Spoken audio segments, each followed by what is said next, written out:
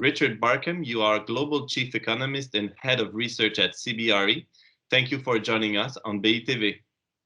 Bonjour, Le Chrétien. Following a very tumultuous year, how has the global commercial real estate investment market reacted to the pandemic in 2020? Very sharp drop-off in investment activity around the world, apart from maybe in APAC, particularly in Q2 and Q3, followed by in Q4, the beginnings of a revival in real estate investment activity. So the year is down, investment volumes in total are down by around 35%, but we are beginning to see a revival. Okay. And obviously, Businessimo Europe, our readers are active mainly on the EMEA markets. How have EMEA markets compared to their Americas and Asia Pacific counterparts? Well, over the whole of 2020, it actually looks like EMEA did better in terms of real estate investment than at least the Americas. APAC was pretty steady.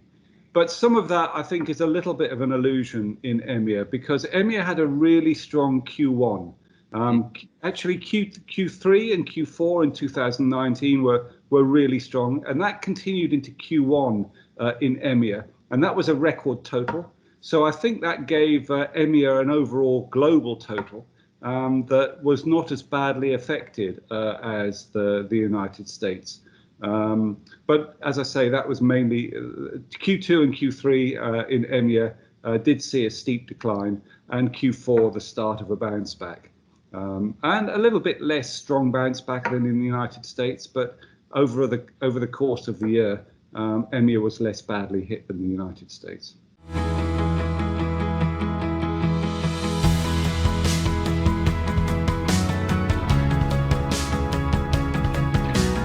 Therefore, having said that, what is your forecast in terms of investment volumes and also trends for 2021? So our forecast would be for investment volumes in 2021 in EMEA to rise by somewhere between 5 and 10%. I mean, if I was to put a figure on it, I'd be say 7 to 8%. So, you know, a definite improvement, but perhaps still not quite back to the levels that we saw in 2019. What we're seeing globally on a sector by sector basis is a preference for industrial and logistics, which has clearly benefited from the surge in e-commerce, but it was a popular asset class anyway.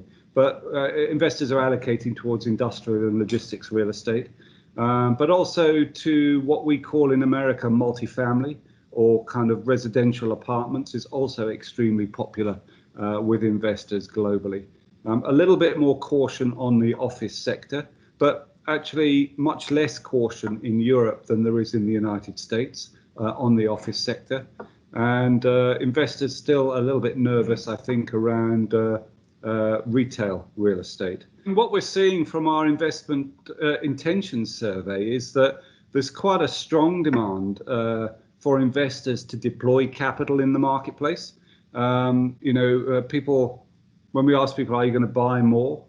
They all, by and large, they say yes.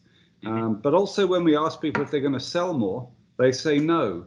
So I think we probably see, a continuation of the conditions where investors are forcing prices in real estate.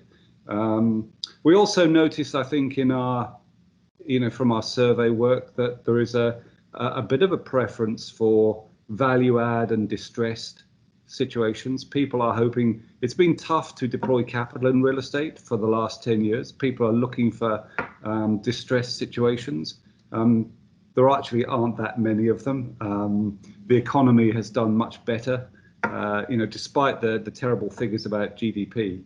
The level of government support, I think, has supported businesses and workers much more effectively than they did in the great financial crisis. So the actual opportunities to buy into distress type of situations are relatively limited, but that's what investors are looking for. But quite a strong appetite, particularly with bond rates being so low, and real estate being a near equivalent investors are very keen to deploy capital in real estate. Great. Well, thank you very much, Richard Barkham, for your insight and your time. And thank you all for joining us. See you soon on BiTV.